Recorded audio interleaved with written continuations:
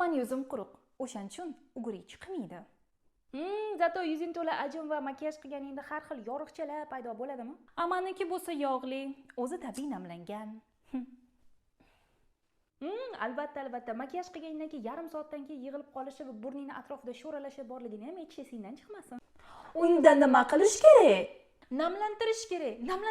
Namlantirish hamma tipdagi yuzlar uchun muhim protsedura. Ayniqsa, namlantiradigan kremning tarkibida karbamid hamda D-pantenol bo'lsa, nafaqat namlantiradi, balki yuzingdagi teri baryerlarini tiklashga ham yordam beradi.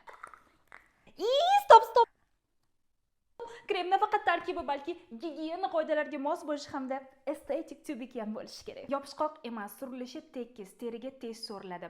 Uni makiyajdan avval ham kechqurungi parvarish uchun ham ishlatsa bo'ladi. Yuzdagi qizarishlarni oldini oladi va eng muhimi, hamma tipdagi yuzlarga mos keladi. Yuzingiz quruq bo'ladigan bo'lsa, uni namlantiradi, jonlantiradi. Yuzingiz yog'li bo'ladigan bo'lsa, undagi yog' va suv konsepsiyasini, balansini tiklashga yordam beradi.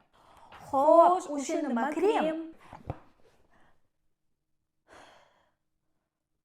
Paril ekansanlar. Sal g'alatiroq emasmi? Sanam sezdingmi?